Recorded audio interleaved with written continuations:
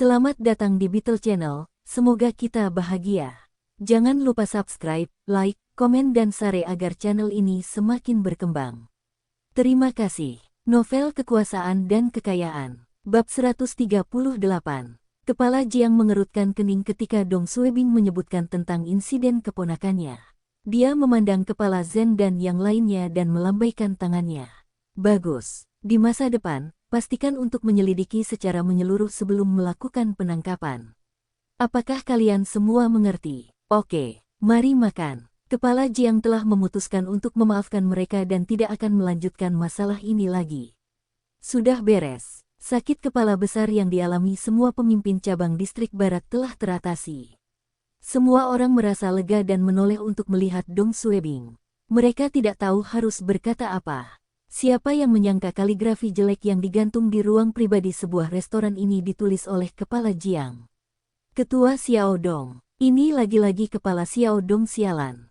Guo Panwei dan Chang Juan sangat menghormati Kepala Xiao Dong. Dia telah menyelamatkan hari itu lagi. Direktur Jian membenturkan kepalanya beberapa kali. Mereka telah meminta maaf dan sujud kepada Kepala Jiang selama hampir setengah hari. Namun Kepala Jiang tidak memaafkan mereka. Kepala Xiao Dong ini baru saja datang ke restoran dan menyelesaikan masalahnya dalam beberapa menit dengan membicarakan kaligrafi. Kita semua adalah manusia, mengapa ada perbedaan yang begitu besar? Su Yan tersenyum dan menggelengkan kepalanya. Xiao Dong ini penuh kejutan. Wakil direktur dari Biro ke-6, yang nyaris lolos dari kematian, sangat bersemangat dan tidak bisa berkata-kata. Dia tidak mengerti mengapa Kepala Xiao Dong begitu mampu. Mereka yang berasal dari distrik barat selama beberapa waktu telah melihat keajaiban Dong Suebing berkali-kali dan tidak terlalu terkejut. Tapi ini pertama kalinya bagi Zhen Angwo dan Yan Lei. Jika mereka belum pernah melihatnya dengan mata kepala sendiri, mereka tidak akan pernah percaya wakil kepala sebuah kantor kecil bisa menyelesaikan masalah terbesar di cabang begitu saja. Jika Anda mengatakan Kepala Xiao Dong tidak tahu bahwa kaligrafi ditulis oleh Kepala Jiang dan itu semua hanya kekayaan, mengapa dia memberi isyarat dan mengutipkan mata ke arah pemimpin distrik barat ketika dia memuji kata-kata itu?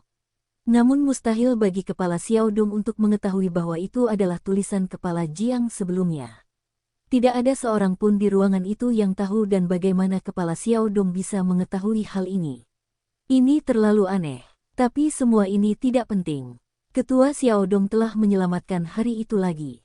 Inilah kemampuan Dong Suebing. Tidak ada yang bisa meragukannya. Pintu masuk restoran Kang De. Ada perbudakan ketat pada keamanan negara terhadap minuman keras. Inilah mengapa makan malam berakhir cukup awal.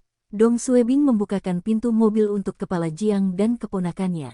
Kepala Jiang tersenyum dan memberi Dong Suebing kata-kata penyemangat sebelum pergi. Dong Suebing, Zhen Angwo, Su Yan dan yang lainnya berdiri di sana menyaksikan Kepala Jiang pergi.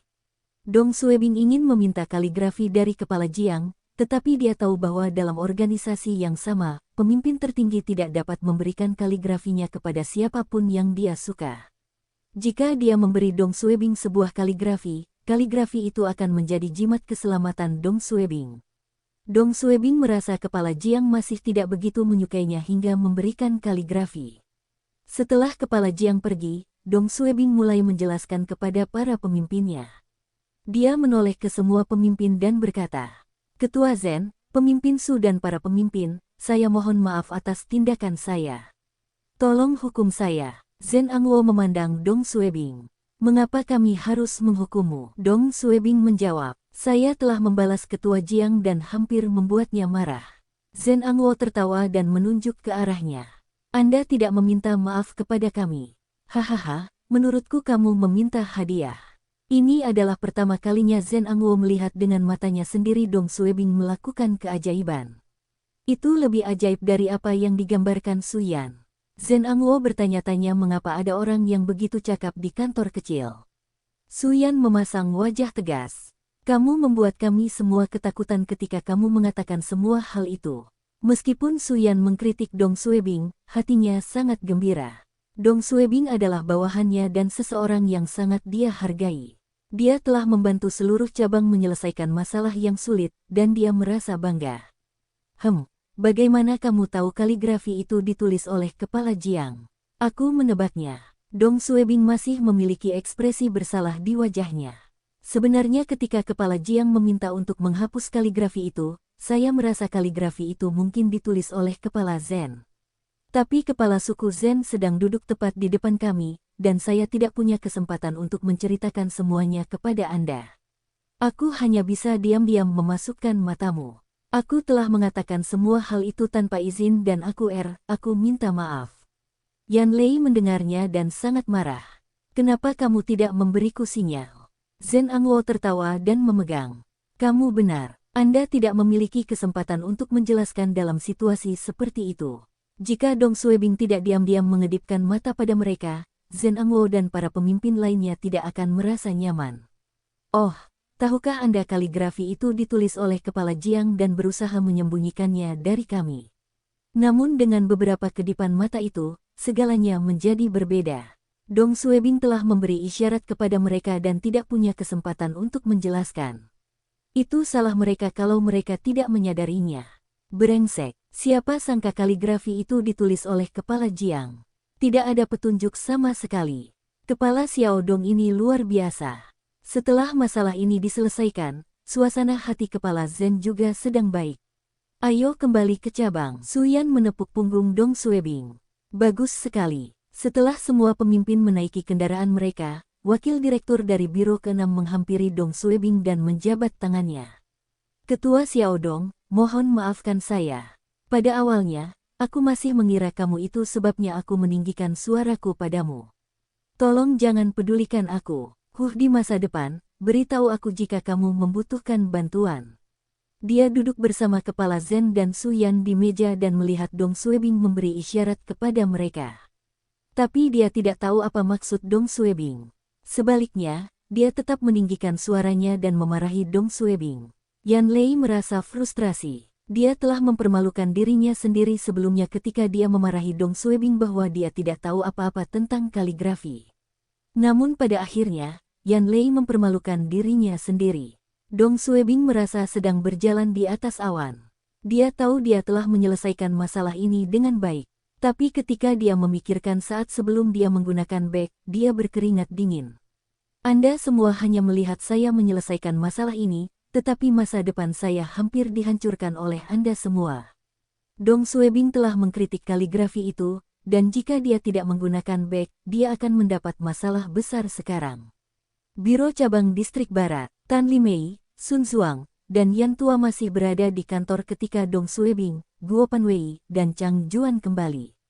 Ketika Dong Suebing kembali, bahkan Yan Tua, yang tidak peduli dengan pekerjaan, memberikan pandangan bertanya kepada Dong Suebing. Dia juga penasaran dengan hasilnya. Dong Suebing ingin membual tentang apa yang telah dia lakukan, tapi dia tetap menjadi pemimpin kantor ini.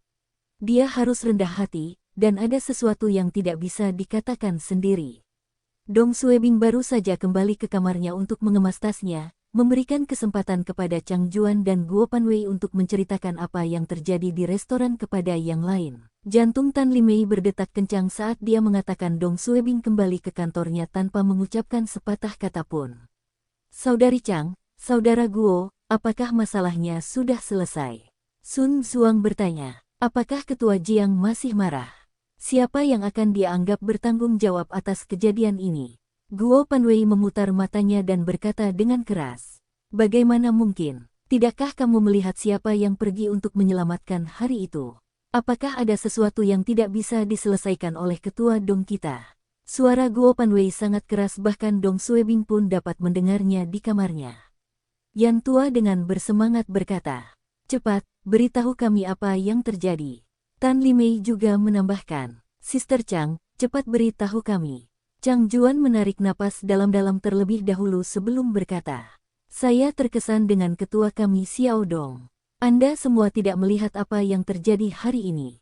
Ini seperti Guo Panwei menambahkan. Sepertinya kita melihat hantu. Chang Juan tertawa. Benar, kita seperti baru saja melihat hantu. Itu terlalu sulit dipercaya. Tan Limei, Sun Zuang dan yang lainnya sedang menatapnya, dan dia melanjutkan. Aku akan menceritakan semuanya padamu dari awal. Kepala Jiang sangat marah dan menggebrak meja di restoran. Dia mengatakan dia ingin meminta pertanggungjawaban cabang kami atas insiden ini. Pada saat ini, Kepala Jiang melihat kaligrafi digantung di ruang pribadi dan memerintahkan pelayan untuk menghapusnya. Namun pelayan itu tidak berani melepasnya. Kepala Jiang marah dan memaksa kaligrafi itu dibuang keluar ruangan. Haha, apa kalian semua tahu alasannya?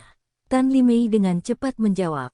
Kepala Jiang menyukai kaligrafi dan pasti menganggap karya itu jelek dan akan mempengaruhi nafsu makannya.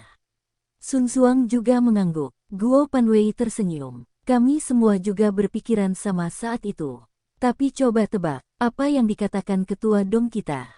Yan Tua bertanya. Apa yang dia katakan? Tidak ada yang bisa menebak apa yang dikatakan Kepala Dong. Bahkan semua pemimpin terkejut. Chang Juan melanjutkan. Kepala Dong secara terbuka menentang perintah Kepala Jiang dan mengatakan bahwa kaligrafi tersebut tidak dapat dihapus. Sun Xuang tercengang. Benar-benar, mengapa Kepala Dong mengatakan itu? Yan Tua juga tidak bisa mempercayai telinganya dan tertawa. Kepala Dong masih di kamarnya. Kalian berdua sebaiknya tidak mengarang cerita. Semua orang tahu Kepala Xiao Dong tidak memiliki kebijaksanaan politik yang tinggi. Tapi tidak ada yang merasa dia idiot. Secara terbuka menentang orang nomor satu di biro kota. Sampah. Chang Juan dan Guo Panwei saling berpandangan dan tersenyum. Jangan meragukan kami tidak bercanda. Kepala Dong benar-benar mengatakan itu. Chang Juan tertawa saat melihat yang lain menatapnya dengan mulut terbuka. Itu benar. Semua orang di ruang pribadi memiliki ekspresi yang sama seperti kalian semua sekarang. Kami semua tercengang. Siapa yang mengira Kepala Dong akan mengatakan ini? Yang terjadi selanjutnya lebih mengejutkan. Kepala Dong mengabaikan ekspresi marah Kepala Jiang dan mulai memuji kaligrafi itu. Ia tetap mengklaim kaligrafi ini ditulis oleh Master Tian dan sebagai pecinta kaligrafi, Kepala Dong tidak akan membiarkan siapapun meremehkan mahakarya ini. Itu sebabnya dia tidak mengizinkan Kepala Jiang untuk menghapusnya. Kepala Dong adalah pecinta kaligrafi. Tan Limei dan yang lainnya hampir jatuh dari kursi mereka. Mereka semua telah melihat tulisan tangan Kepala Dong. Pecinta kaligrafi. Omong kosong. Yan Tua bertanya. Kepala Jiang semakin marah. Hal ini tidak menyelesaikan masalah. Yang terjadi justru sebaliknya. Jawab Chang Juan. Bersambung, terima kasih telah menyaksikan dan mendukung channel ini.